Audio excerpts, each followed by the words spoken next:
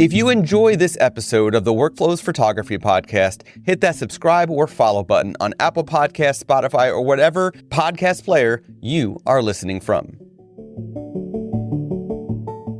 You got the sexy, elegant pups, though. You know, it's cute. You know. Mine's not jet lag. Mine's called a almost 4-year-old that won't sleep well through the night. Workflows is a podcast about saving you time and money in your photography business. As a photographer and content creator who struggles with dyslexia, color blindness, introversion, and anxiety stemming from years of being bullied as a child, workflows have been my rock. I have workflows for every aspect of my life, and that's why I'm so happy to bring you Workflows, a podcast presented by Imagen. As a company dedicated to saving you time and money in your photography business, it makes sense to enhance and expand the conversation to all things workflows. Tune in and subscribe to hear stories, strategies, and tools that could be your rock. Hear from people just like you. Put the camera down for a little, connect the headphones, and get to work with Workflows. Get in on the conversation by joining the Imagen community today. Imagine the possibilities. Will Cadena is a photographer who combines a modern, edgy look with traditional photography. His experience has given him the knowledge of traditional photography and the skills to know when and how to break those traditional rules and deliver a whole new look to his images without retouching. He has been a member of the PPA and WPPI for many years and has been photographing clothing campaigns, high-profile events, and much more for over a decade in the USA and worldwide. As Will continues to grow as a photographer, he is also growing as an educator and an influential part of the photography community. He was once B&H's featured photographers. He says paying it forward is as important of a role for more seasoned photographers. He often talks about how he continues to attend workshops because there is always something to learn.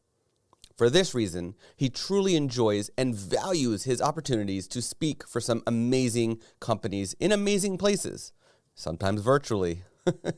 His inspiration comes from all around him as he loves to travel, dance, learn many styles of hand-to-hand combat, including Systema and Krav Maga, and seek out new adventures all the time.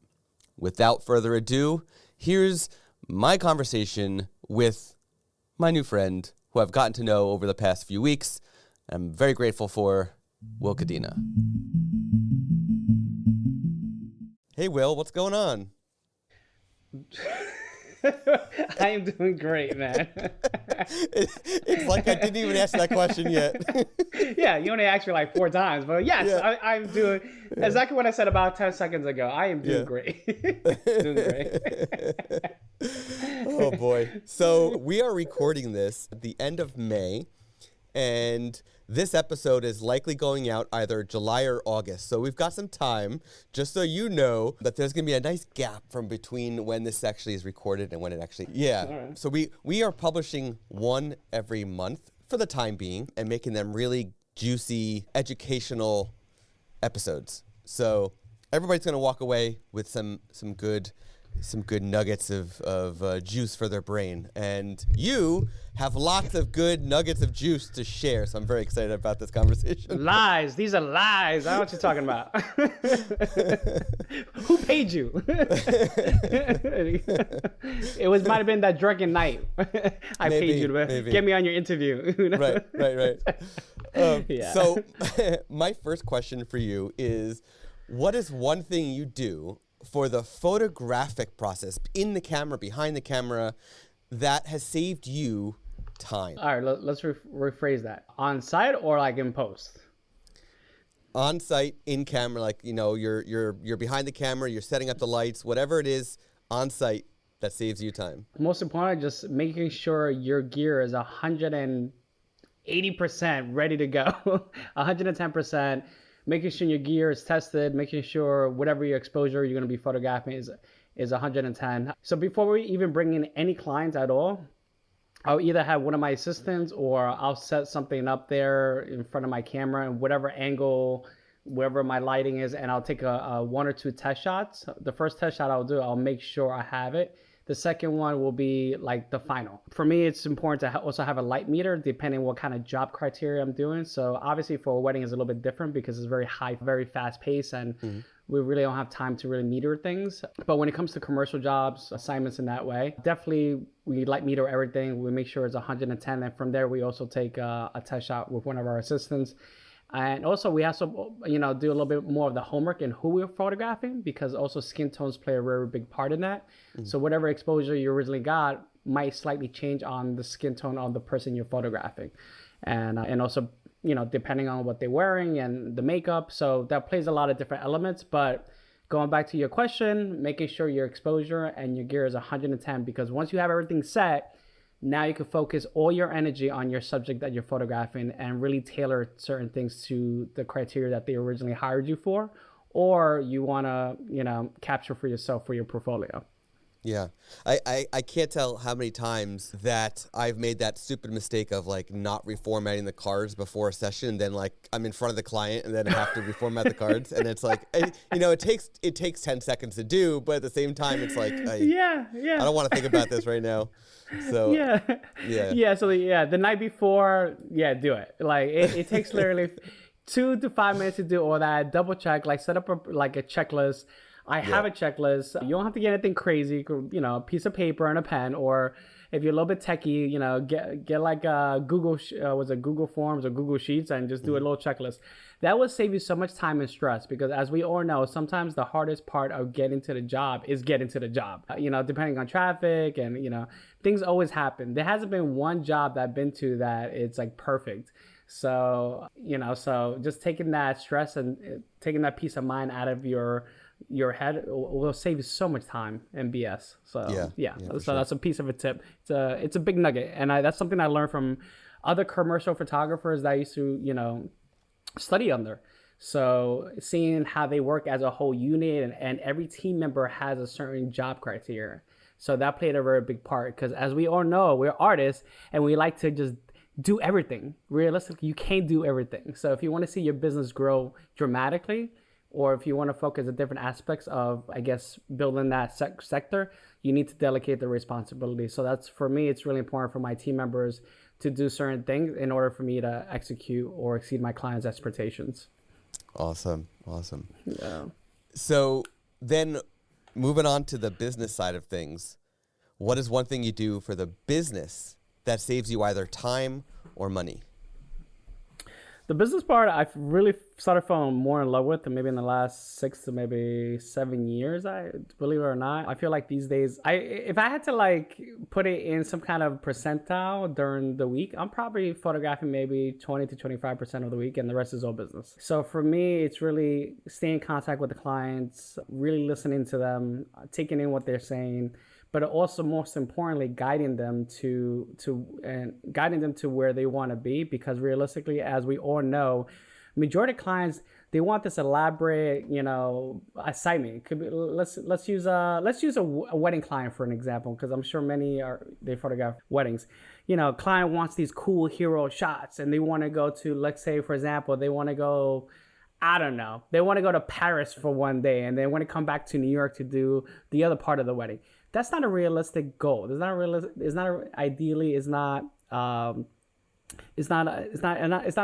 timeline during the day. So this is where you have to bring them down to reality and guide them. I'm like, hey, we cannot do that. What we could do, there's a little place in the city that kind of looks like Paris. We could go there and photograph you guys. But what I recommend, we could do something maybe a few weeks after the wedding or a few weeks before the wedding. We could go to Paris, spend 2 or 3 days there, enjoying some wine, having some amazing food. And on top of that, your guests are going to be blown away on some of these cool shots that we did in Paris.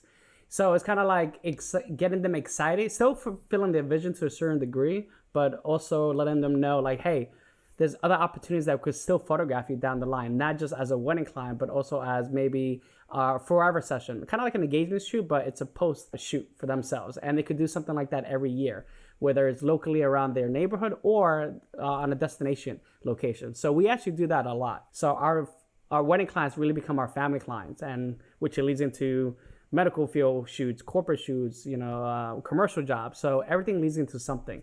So that, for me, that's a key factor. So yeah. Expectations. Expectations. It really is. It is everything. Yeah. Yeah. It is. It's beyond. It's like being in a relationship. Let's put it this way. Let's bring it back. It's being in a relationship, right?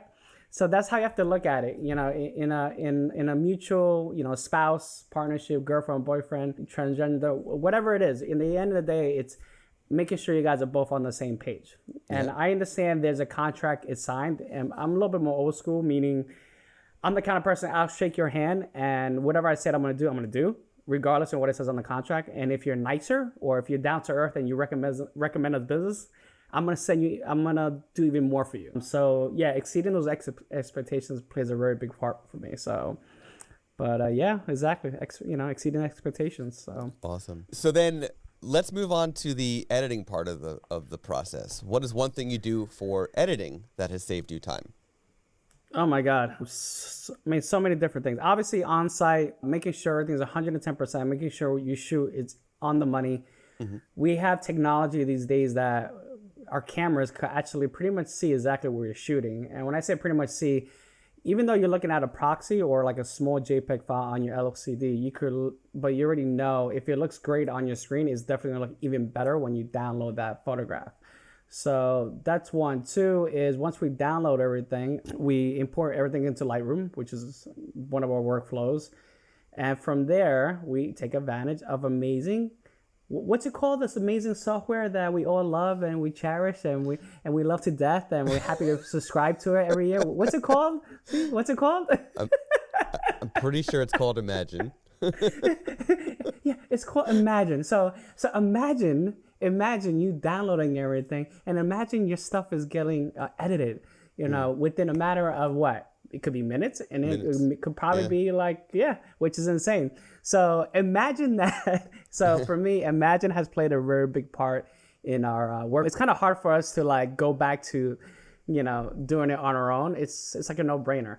So especially when you have a client that needs something ASAP. We all have those clients that need something like yesterday. So yeah, we definitely embrace the crap out of that. So awesome. Am I allowed to say crap? Yeah, sure. Sure. Yeah, so yeah. But what is your workflow? I'm curious to know your workflow. As my a person workflow. That use it. Yeah. Oh yeah. I mean,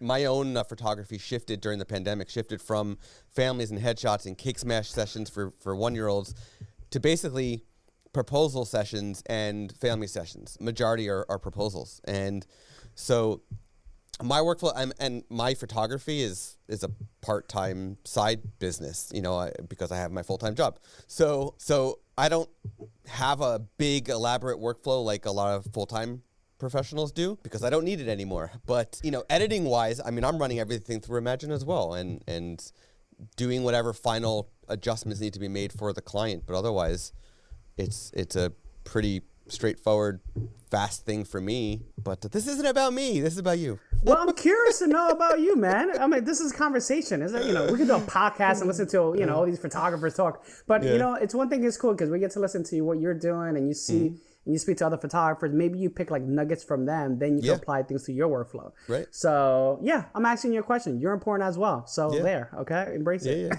Sure. To embrace it. Yeah, it's for me it's very straightforward.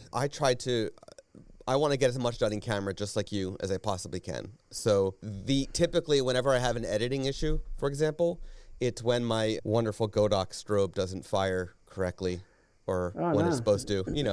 I have a love-hate relationship with my Godox strobes. I love them because they're affordable and can pack a punch, but I don't like them because they misfire a lot. So it's a balance. It's a balance. Yeah, there's definitely a balance there. It's a double-edged sword. But it is interesting that the software actually edits misfires, and they look exactly like the ones where the strobe fired. Yeah, I mean, except for like a missing, rim light or fill light or whatever. But exposure-wise, it matches it up pretty darn good. So, do you guys have any behind-the-scenes shots of that, like the video? You can make like a 30-second clip. What happens? Because that'd be interesting to see. I demoed it on a webinar last night actually to a group of Australian photographers, and the reaction was pretty much what you would expect. Really? Like how's that possible? But it does it. That's interesting. Yeah. Well, we haven't had that issue. Yeah, that's crazy. I'm interested in seeing that. That's good to know. I mean, you're also using lights that are very consistent. Yes, we're using lights that are very consistent and very powerful lights. So yeah. Yeah. For me, at the end of the day, just like anything else, man, when you get to a certain part of it, doesn't matter your career, your life in general. You just don't want to deal with the BS. And look, I used several different systems for certain kind of job criteria. It's no different from wearing, you're not going to wear hiking boots to a gala, or you're not going to wear dress shoes to go on hiking. Everything, there's a tool for everything. And that's one of the beauty parts about being in this industry. There's so many amazing tools to use. So, I feel like we're in the industry, like just because they're using this, you have to use it. No, it's find out what works for you and apply it. If it's going to hinder what you do in order to exceed your clients' expectations for them to pay you your rate and also lead into referrals, make that investment. It's not going to hurt you much, or if you really think about it, it's going to actually benefit you long term. Yep. So I think that's a key factor. But yeah, hopefully it works out for you with your system. It's been good. I do. I don't normally fire my strobe too fast. I guess sometimes it's just doesn't want to go. So I don't know. It is. It is. Yeah. Unless you're shooting I don't know, sports photography, or if someone's walking into the room real quick. That would be an issue, of course. Yeah, I'd have to switch. Yeah, I don't, but that's like another thing. Why would you want to have so many photographs of the same exact pose or same exact, location? That, again, just like anything else, it comes with time, and people realize, I don't have to really shoot that much because I already know they're not going to buy it, or I'm going to spend a lot of time in post-production. But that's something to consider. So what's the next question? Come on. Yeah. Let's do it. All right. So I'm fast. I'm fast. And I have no energy drinks and no coffee yet. I need some coffee. It's almost one. Are you back home? So you're in my time right now, right? I am. Yeah. Now I'm in the time zone. I was in LA. Right. Yeah. It's been going like crazy nonstop. But yeah. Good thing this is a podcast, because I got these bags. I don't got cute bags like this guy over here, but I gotta cover them up. Okay, so what is one thing that you do after a session has completed? The session's done. What is one thing that you do after the session that has increased business? One thing has done that increased business. Some people talk about referrals. Yeah. Some people talk about upsells.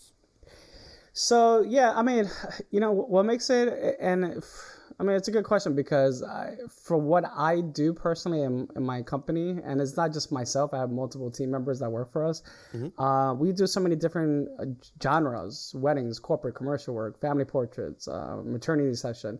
So obviously there's a workflow for everything. And this is no different from the workflow that we have with you guys. I can't just use, one profile for example, bodybuilding profile to use for a wedding. It just doesn't make sense. And or a wedding used for the fitness stuff that we do. So creating different profiles play a very big factor in it. I honestly just look for, if I want to go do a family portrait, right then and there, we'll photograph it. We're tethering. I really recently got into tethering the last few years ago. It's been a game changer for our business. Is no different from headshots. Once you tether, everything's already in the computer. I have a tech person on site. They're filtering the images that we feel that is not the best, because we always want to have the clients look at the images that they love, and from there we run a quick process through the Imagen software. I'll keep wanting to say imagen-ai, which is not imagen-ai anymore, right? So yeah, by the time that this episode airs, we will just be called Imagen. Yeah. Okay, so I'm gonna keep on saying Imagen. All right. So Imagen quickly, it will process those images real quick. So when we're done with that session, we usually take maybe a 30-minute to 40-minute break in between that time frame, sometimes an hour, and we like to schedule these sessions. There's a little lunch break, or maybe a little dinner break. We order food in. So when the food comes out, everyone could relax. They could talk about, the session, could talk about ourselves, just getting to build that rapport with them even more, even though that rapport is already built way before the shoot. So when we go into the session, they're really comfortable. Once we're done, and that's when we set up the viewing and ordering session. And from there, that's where they make the selections for their wall art pieces, any kind of prints that they want to gift to anyone. And, we find out all this information, like, whose birthdays are coming up, is mom's birthday, or then from there, we also design an album for them right then and there on site. So it gets them really excited. Once we're done with that, they actually literally, all they have to do is take out their credit card and make a purchase. So, and they also get all the pricing, by the time they book, they get all the pricing in hand. So they already know what they're going to be expecting to pay. So there's no misunderstanding, and, and also, you let them know what's the process. I'm sure a lot of people, which I see when I teach, is the biggest issue is they have clients that don't want to pay, or they become a little bit more reserved in what they want to spend after. And the reason why is because you're not mentally preparing them for it. Yeah. And also, and everyone has a certain budget, and we have to be, it's okay. It's okay for them not to spend, or for you not to make your average. So majority of my clientele, they usually know they're going to be spending X amount of money more. And I'm constantly during the whole process. So for example, if I have a client that hired us to do a family session in Naples, which let's say next month I'm going, they already know beforehand that they're going to be upgrading no matter what. And I'm already visualizing where that possible wall art piece will go in their home. So I'm also purposely photographing that, putting that in their heads. So when I photograph everything, I'm going to redesign everything to showcase that on their wall. So now it's going to be really hard for them. Every time they pass that area around their home, they're going to visualize that piece of wall art. So when it comes to the session, it's pretty much 9 out of 10 times they're going to buy it. So yeah, I mean, that's really more of, making those sales, building those relationships, and there's no BS. There's never like, oh, well, Will, you never told me that. Oh, Will, you never sent me that. Will, I never saw that in the fine print. No, we sent it several times to you. And we also, every time we set up a consultation, we go over just snippets of everything. So we're all on the same page. Yeah, so it's coaching. Yeah, that comes back to setting the expectations, like what you talked about earlier. It goes back to, underselling, over-delivering, and even more so, making your client feel like family. You're making them feel comfortable and included and cared for. Correct. And like going back to what you just said, it's building the trust. Think about it. Yeah. If you build that trust, it's going to be so much easier to sell. And you got to be genuine about it. Don't be a jerk about it. I see. So I do some mentorship, and sometimes I sit in some consultations with them, and I'm like, why would you say that? Why would you do that? Because they kind of went by either my format or by someone else's format.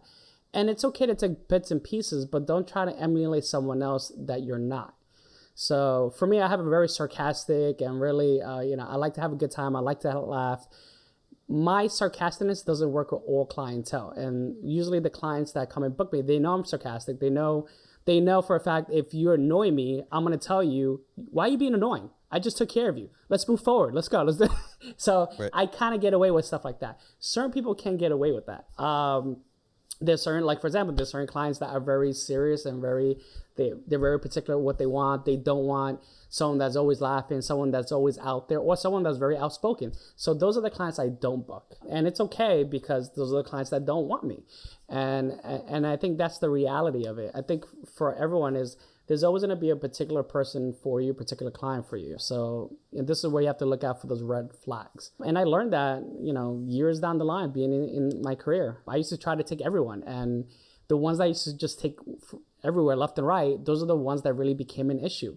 It really, really became a nightmare in my career. So, but yeah, I mean, that's about growing, right? So. Yep, 100%. Yeah. So yep. Yeah. Cool. So this is the point of the show where I ask you to look at your business, your workflow, from a 30,000 foot view down. As somebody who is traveling a lot, this should become. You're familiar with that view. Yes. So look at your business from top down, and you've got as you mentioned, a whole bunch of genres in your business. But let's pick one, for example. If you can give us an outline breakdown of your workflow from lead to delivery for one of the genres of your business. Okay. Let's talk about fitness. Fitness. So we're in charge of one of the largest amateur bodybuilding shows in the Northeast. We had this amazing opportunity, and so we started 2021. It was I never thought I'd be doing this like as a main career. I'm sorry, a division in our business, because one, I hate high volume. That's one. Two, you just never know who you're going to be working with, and on top of that, fitness, I'm like, Also, my wife is a bikini competitor, so she competes. And, between her and multiple other competitors over the years, they were like, well, you got to get involved with this. I'm like, I don't want to get involved with this. I like to really get to know my clients before we photograph them. So long story short, we submitted a portfolio. There was over 500 photographers that submitted for this opportunity. We were selected because of our portfolio and our expertise and so on and so on and so on. And about 2 weeks before the show, and guys, this is about creating value. I think that's one thing that it's nice that you do amazing work and then you have a price sheet, but if you're not creating value for our clients or a company, you're just like everyone else. So how can you separate yourself from someone else? So for us, it was really important to bring value to this league. And we kind of went into it as a partner, not as, hey, I work for you, which we don't. We created a partnership, and we gave them different options and opportunities how they can make even more money. And they appreciated that. And also we helped create marketing material for them. Did we get paid for the actual marketing material? No, but we knew the long term behind this. So for us, for any company that we work with, we always try to see how we could help them in some way or another. And for us, it was important to create this value for them and for customer service. So going back to, our workflow, we really took advantage of, artificial intelligence for this kind of stuff. And this is where Imagen really came into play. It saves us so much freaking time. It is insane how much time, because who wants to sit there and process each single image? I personally don't. I mean, my team members don't, because that time they could be focusing on different avenues on our business to actually generate money for us. So yes, you might be dishing out a little bit of money using certain kind of softwares out there, but it's going to make you times 10 or 100 more. Mm-hmm. So I steered off from the question, as always. Sorry, guys. I'm a little jet lag. Allergies is going on right now. And I'm on some pain medicines. So, yeah. So when you these fitness competitions, they come in, or like they're just assigned to you. Like you don't even need to try to get the leads. They just come to you and say, hey, here's the next one that you're photographing. Yeah, so let's be transparent, because I know there's gonna be people sitting there. That's one thing. I like YouTube or podcasts in general. It's kind of like you're opening your can of worms to different things. So let's not use the word give or or it was given to. No, we have to work our butts off to get where we are. Even though yes, the opportunity happened. Yeah, so a show could be anywhere between possibly 200 competitors to possibly 1,500 competitors a show. Mm. So every time when they're on stage, we're capturing them straight on. So that's one photographer will be capturing. Another photographer will be capturing a different area a different angle of the show. So it's indirectional shots. Then we have another photographer that does the same thing. Then we have another photographer that does something else. So we have multiple crews that are out and just capturing different angles. So when it comes down to that, it's harder because now the lighting becomes very inconsistent, especially depending on the camera that we're using, or the focal length. As we all know, if you shoot a wide angle and you convert it to a long lens, you're going to start losing light because there's more elements in that lens. So sometimes we're moving so quick, we forget to kind of adjust in that way. So this is where Imagen really played a very big part in our workflow, because now, like you said, if there's a misfire, it brings it close to where you want it to be. And really, it saves us so much freaking time. But yeah, the workflow is pretty much we shoot everything. We have a file management team member there on site, and she's downloading everything for us. She's organizing everything for us, and from there we run a process using a software called Aftershoot, and that has been saving us dramatically, narrowing down how many. Like for example, we shot, let's say, 1,000 shots. It narrows down to the top, I don't know, let's say 300 shots. And then from there, that's when we bring it into Imagen, and it does its work. It does exactly how we want it. Yes, we had to teach the software. Yes, we had to teach Imagen. I see sometimes people on, I guess, the community pages, It's not really working, because you have to teach it. You have to show them your style. Everyone, I feel like these days, just in general, we have to crawl, and from there, baby walk and run. Everyone wants to just crawl and run. So it's just like going to the gym. This is why profiles play a very big part. If you do weddings, fitness, family portraits, and so on. If you want to get abs, you get abs. You're not going to get abs by doing, pull-ups. You need to do certain kind of workflow. So it's the same idea. So going back to that, once we do that, then we import everything. Then we retrieve the information from Imagen, and then we export it. And this whole process honestly takes no more than, I don't know. I mean, depending on the job and how many competitors, it could be an hour. It could be possibly, 6 hours, depending on that. Because yeah, it sounds like a lot of time, but for what we're shooting, we're photographing a lot. So think of it this way. It could be, one camera could be anywhere between 15 shots to 20 shots. Another camera will be about the same. So now you times that by one competitor. That's a lot of shots. Yep. And you're dealing with high volume, and the goal is always to upsell, not to give things away. So everything that we do is purposely designed to be upgraded. We want them to upgrade as much as possible. And think about, I'm sorry, you were about to say something? So these clients, are they only wanting digitals, or are you trying to upsell them to prints too? Like, how does that factor in as far as, I'm curious what the upsells are, like, and the delivery process, like what they are hiring you for, like as the product, right? Yeah, so that's a great question. Look, every genre has a certain thing, needs and wants. Right. We originally got into and look, guys, take this as a grain of salt. There's always going to be people telling you, what you're doing, it cannot be done, they will never buy, or my local area, they can't afford it. And that's all I hear all the time. And to be very transparent with you, that's just an excuse. You're creating these detours. There's people like, for example, I had a client about, it was back in 2012. The client didn't want to spend any money. Their wedding, when they originally contacted, they were going to have it at a bar.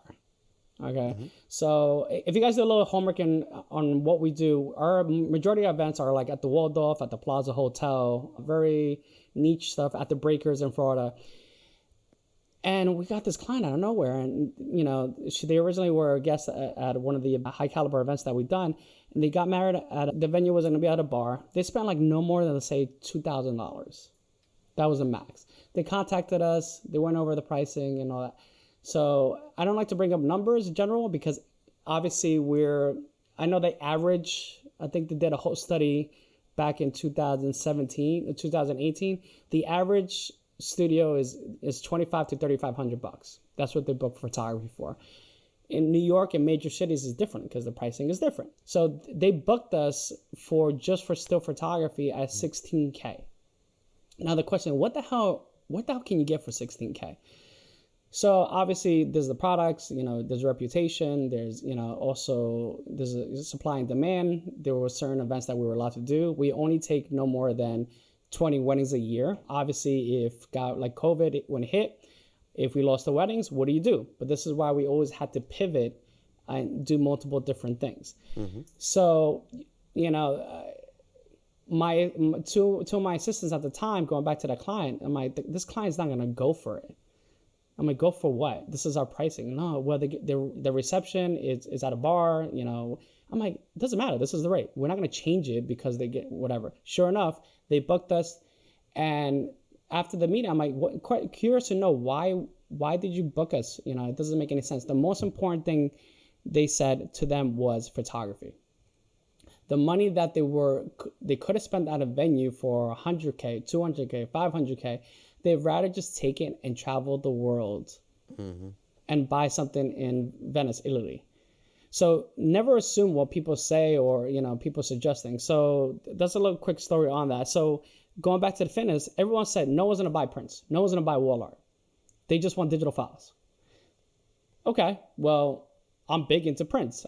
So when we started offering and showcasing it, and it made it easy for the competitors to buy prints and wall art pieces, and also opportunities for them to buy a gift card to do a family session with their loved ones that dealt with, let's be transparent.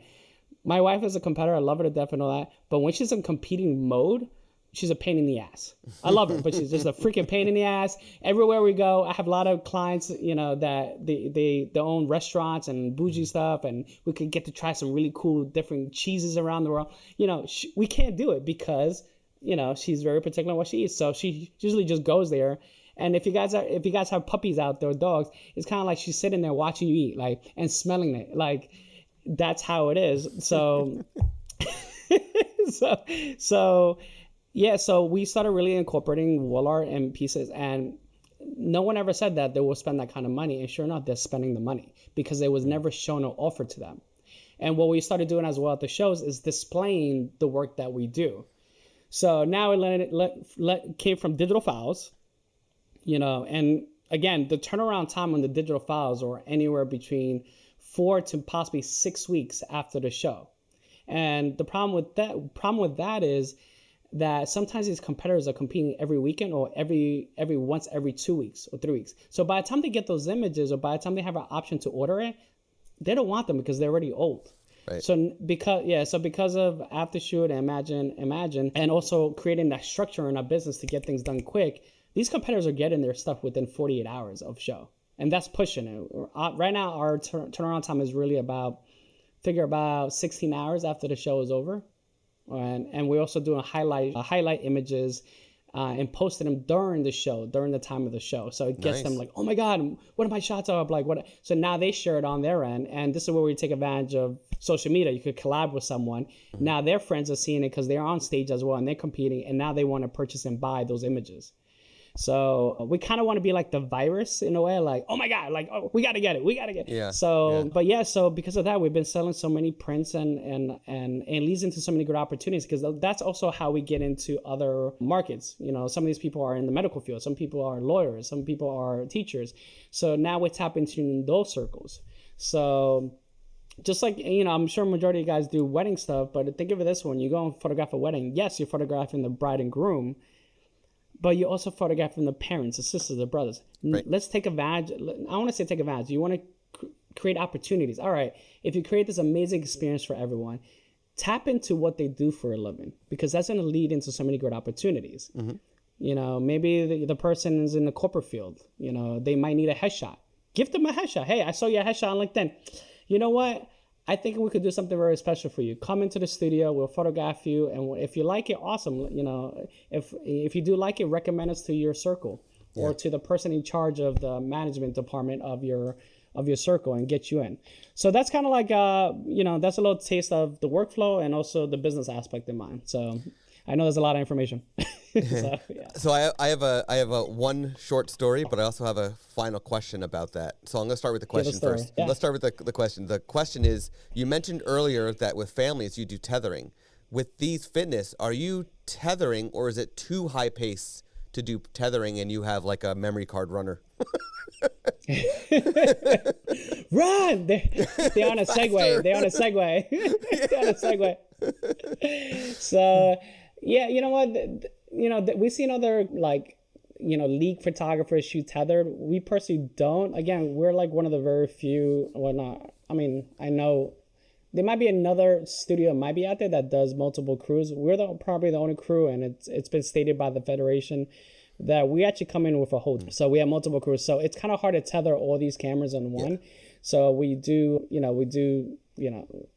have a tether person we have a SD or CF card reader, a person that runs around and grabs the cards and dumps them.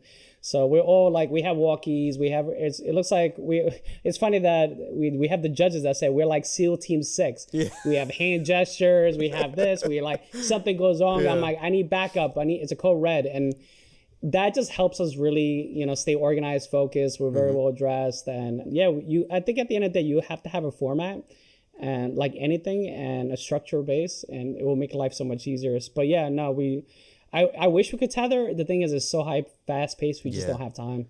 Yeah, it slows you down in a super high speed situation. I mean, I photographed. Okay, so I'm getting into a story before I even share the story I wanted to share. I photographed, but before I joined the karate school that I train at, the founder of the school, who passed during the pandemic, not from COVID. His birthday would have been today actually. He was working on his second book, and he asked me to photograph it. Well, I was introduced to him, and then he asked me to photograph it.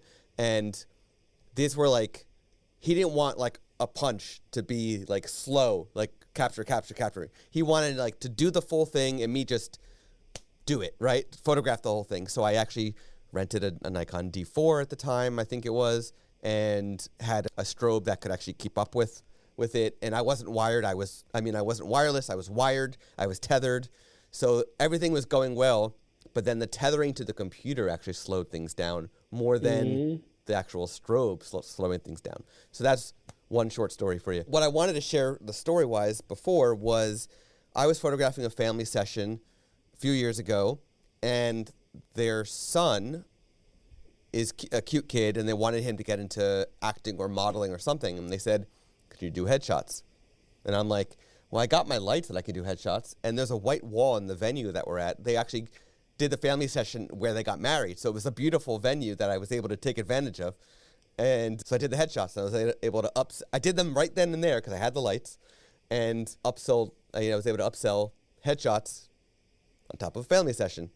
Not by saying come back to the studio, but just by readjusting my entire lighting configuration and my, what lens I had on and making it work. You just, think on the fly and make it work. Well, that's the thing. I mean, I think that's when it comes really to experience. I notice that people always want the settings on social media or wherever or conferences. You can't always apply those settings to every scenario. It's more the theory behind it. And, there's always people going, oh, well, I could have done that shot, or I could have. Yeah, but the thing is, you weren't there, so you don't know exactly what was happening, right. The obstacles and like for you, like you adjusted it, you made it work. And I think that's where it is. When people are on the pressure, that's when you get to see when they shine. I try to set up at least once a month. Before it was more, but we just got really busy. But we used to do training sessions once every 2 weeks with the team members, and they will come in. Obviously, we split them up, and we put them in scenarios where it's high pressure. In other words, I'll be the client or the event planner. All right, you have an hour to get the shots, but then I drop it down to like 2 minutes. Like, how would you adapt to that? And that's the biggest thing, because the more you prepare, the more you understand how your gear works. What are the limitations on it? What can you do? Let's just say, you're a photographer and you have an assistant, and let's say the assistant, something happens, he can't be there. How do you adjust for that? What do? You can't have a double light anymore. So you'll bring extra light stands and you set up extra lights, and then you set them in a room. So now when you get to that room, you'll turn on that flash and you're ready to go. So it's just adapting and, thinking outside the box. And I commend you for making those adjustments, man. So, I mean, like I said, this is all about experience. Every job I go to, there's always something that goes wrong, and 99% of the time everything goes right, but is when that 1%, that's when is going to determine on what to do. Let me give you an example. Like on Saturday, we also, we do photography, we do video, and we also do live streaming. So we're live streaming some of the big, pro shows. We do pro shows as well for the fitness stuff. And everything was perfect that day. Sure enough, and I kept on checking status, internet was great. Of course, during the peakest time of the show, the system stopped of live streaming. So mind you, this is a global show and everyone was watching and we're getting some great stuff. And of course, we're still considered newbies because we got into the industry last year, and everyone wants us to fail. I mean, not everyone. Of course.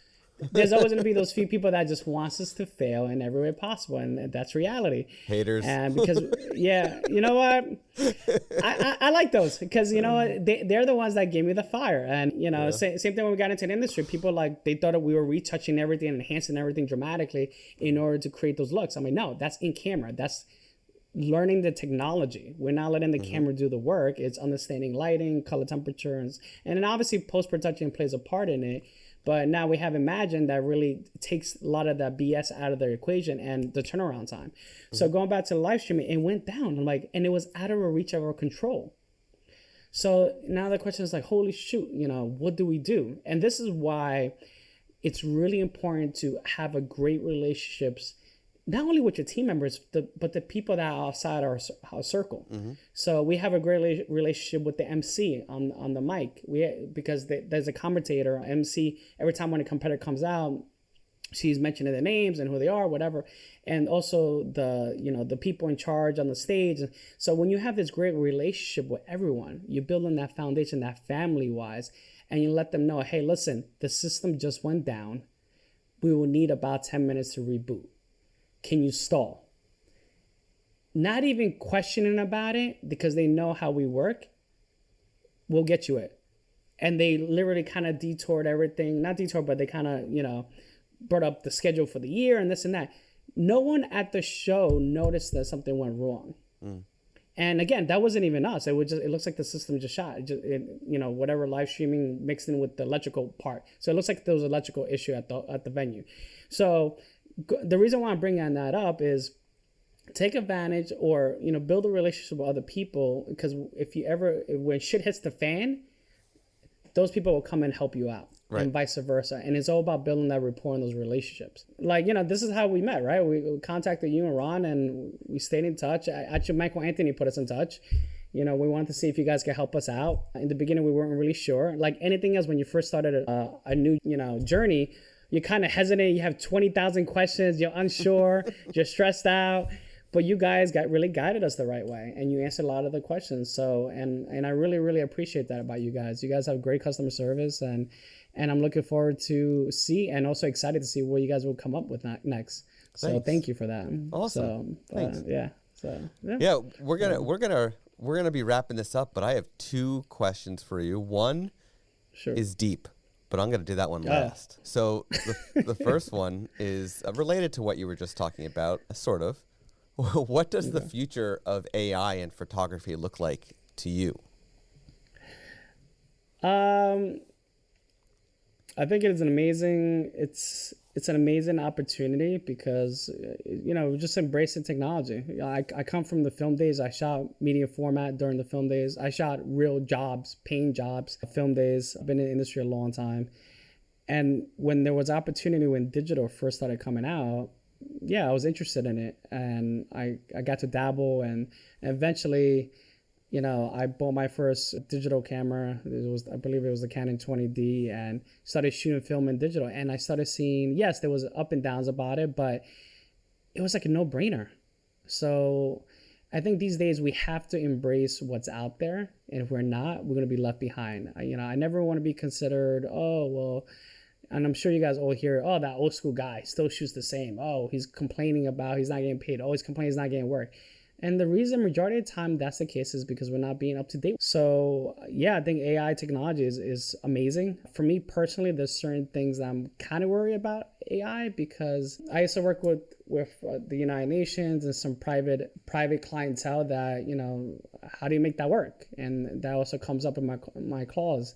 So that's a question that we need to talk about as well. But also with this AI, it makes it really accessible to many people, not only just photographers, but to many others to get into our industry. And in a way, it's kind of good, because now if newbies are coming into our industry, now the question is, are we going to complain about what they're doing and what they're charging? Or we're going to elevate in what we do. We're going to create more value. We're going to bring more to the table, and we're going to just create just overall a great experience, so exceed the expectations and give them a reason not to look elsewhere. Well, think about it. When you think about this, one example, I know we're making this long, but it's like going to a store and you're really particular on something at a store and they don't have it. What are you going to do? You typically will go start looking someplace else. And next you find something that you really needed and wanted, you find it, but you also see something else that they have, which is cool. Now it's kind of hard to go back to the original store that didn't have what you wanted, but you like the new store because they were just easy, nice, down to earth. So it's kind of hard to go back to that other store. It's no different from a restaurant. It's the same idea. Like I have my own Cheers. I don't know how young you guys are, or old, but I used to watch this show and everyone knew your name, Cheers. So it's kind of like that. I have no problem spending the money there because of the relationship and the rapport that I have with them. And no matter what we do in general in life, doesn't matter photography, video, real estate, we're building relationships. And that's my biggest tip for you guys is build solid relationships because it'll lead into so many things. I know it's not sexy. Lighting is sexy. Imagine is sexy. But building relationships will keep you in business and plus. So, yeah, I think that's for me. That's, hopefully I answered that question. So. Awesome. Okay, my last question, which is deep, and you have touched on this briefly, but if we can sum it up, how did Imagine impact your life? Gave me time, to be honest with you. Very, very much time. I gotta admit, there was a point in being transparent. I mean, you already know I'm very transparent as it is. Sometimes it gets me in trouble. Gets me in trouble also with my sponsors. So I'm like, whoa, you can't say that. I'm like, why? Because everyone's so sensitive. Like, cut it out. Cut the bullshit. There was a time that, let's bring up the fitness part. I could bring up several different, but we were shooting so much, and I'm like, the problem is some of the locations that we're shooting, the lighting is not the best. So we have, sometimes, again, even last year was hard because we were still getting out of COVID. So a lot of these shows, they didn't have the budgets that they originally had.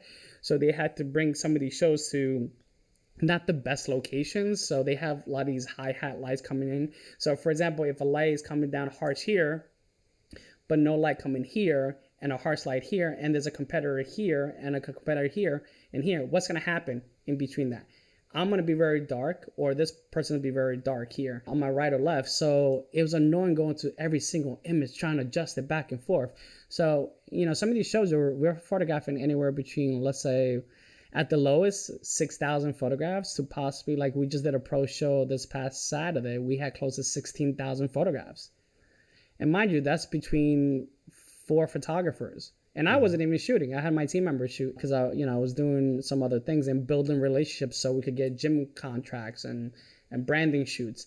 So imagine sitting there and trying to adjust all those images at night and trying to deliver them within a matter of 48 hours. For us, the biggest thing is for me is if I say we're going to execute it at a certain time frame, we're going to do it, because we're also still building and creating that building that trust in our brand that, hey, if we say 48 hours, the images will be ready, they'll be ready. Mm-hmm. So I was spending maybe 2 or 3 shows just in the middle of the night just doing them. I'm like, oh my God, not just me, but Joey and the 2 team members. So when Imagine came into the play and we started taking advantage of that, I'm like, I literally,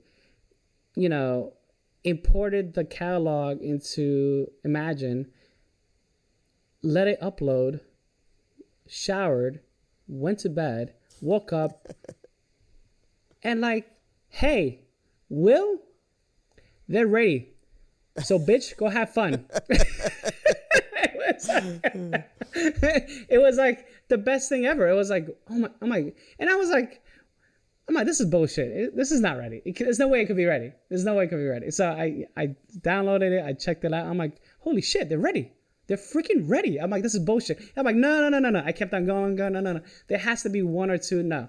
So I was like, all right, let me export some. So I exported a few randomly because, if I went to export the whole job, it would take at least 6 hours or something like that. Mm-hmm. And sure enough, everything worked. And I was like, oh my God, like, that was it. I called my team members. I think it was like 2 a.m. They're like, it worked. I'm like, what are you talking about? It worked. I'm like, well, we'll talk tomorrow. I'm like, no, it worked. And sure enough, after that, we started just using it for every show. And it was like, and I know this is a podcast for you guys, Imagine, and people are listening, oh, well, that's bullshit. They just have them on. I'm like, guys, no bullshit. Just try it out, teach the software, upload as much as you can, more information that the software Imagine could read and understand. It'll be easier. And like anything else, there's no perfect, software out there. There's no perfect you out there. Understand there will be hiccups, and I see that. Like, there's always going to be a hiccup in some way or another. Unless you're a perfect human, then it's a different story. But that's the thing that people don't realize is, and we try to say it as much as we can, that it's like sending to a human editor. It has to learn from you, and it's going to take time. It's not. Yeah. It's not a magic bullet. It's gonna take time. Yeah, it's gonna take time. I mean, look, and if it's messing up, you gotta look yourself in the mirror. Look, I'm not saying like that's always the case. Mm-hmm. There's always that small percentage that, and look, technology is awesome. When you have a machine that does something, majority of the time it won't work if it breaks down or something that we did something wrong. But it's also, sometimes things happen. Sometimes there are glitches. I found out 2 glitches from different kind of softwares in the past, and no one believed me. Like multi-million-dollar companies, I'm like, there's a glitch in your system. I'm like, no one reported it. I'm like, okay, sure enough, it went in public recently. I mentioned the company, but like, sure enough, there was a glitch in the system. So you just never know. But at the end of the day, you just got to be open-minded. And again, this is a new journey for the industry. Yep. So there are going to be quirks. Everyone's learning, just like you. You're learning about gear or lighting business. The same thing with Imagine is learning. So just be open-minded and also give yourself wiggle room. Another thing I always notice in conferences or when I see online, and this program or this lighting or this, it sucks and it doesn't work. I'm like, okay, when was your shoot? Oh, was that Thursday? Okay, when did you get the gear? That Wednesday night. No shit, you're not used to using the technology, so you're going out there, kind of testing this gear out on a real job. And majority of factors is people complain, but they're not reading the manuals. They're not taking time to educate themselves on the gear or the software. So be mindful of that. And I feel like these days everyone just wants to pass the buck. Right. Just slow down, relax, and And look, I'm guilty of that years ago. And do I get like that sometimes? Yeah, I do. But own up to it, apologize for it. So I feel like there's more people that will complain on social media or on Google reviews, instead of, hey, we had an amazing time at this restaurant. Thank you. I highly recommend it. Give it 5 stars. Instead, -1 or what? It's like, come on, be a better human. Be kind, be nice, be kind. Because when you're kind, as we all know, it goes a long way. Yeah. And I'm all about that. It doesn't matter how much money you have in your bank account, what you drive, or who you're related to, or if you have nothing. If you're kind, it goes a long way. Not only just reputation, but you get to sleep better at night. So yeah. But sure. So that was deep, huh? That was deep. That was deep. So so Will, where can our listeners learn more about you, connect with you, and of course, see your incredible photography? I mean, guys, if you could just go on Google Will Cadena, Will, last name Cadena. You can see some of our stuff on our site, Instagram. Like just recently, we got our fitness page on Instagram got hacked. I have no idea how that happened. We had a crazy password set up and they hacked our IG. So I'm hoping to get it back so you get to see more of that. But yeah, you get to see some of our work, and majority of the stuff that you will see is in camera, and a lot of it is done by Imagine. So, and we appreciate you guys back in Imagine, and I'm looking forward to see what you guys create in the next few months. So, but thank you for having me on the show, and thanks for everyone for listening and taking the time. I appreciate you guys. Thank you so much, Will. Thank you, Will, for that incredible, incredible conversation. I hope all of you listeners walked away getting some juicy, juicy knowledge and advice from Will's workflows. He was talked about a whole wide range of things, and it was such an incredible conversation. You have been listening to Workflows, presented by Imagine. To hear more from Workflows and to find a link to our guest, please go to imagen-ai.com/podcast. Be a part of the conversation by joining the Imagine community at imagen-ai.com/community. And be sure to subscribe to the podcast on Apple Podcasts, Spotify, or wherever you listen to podcasts. Thank you for tuning in. Until next time.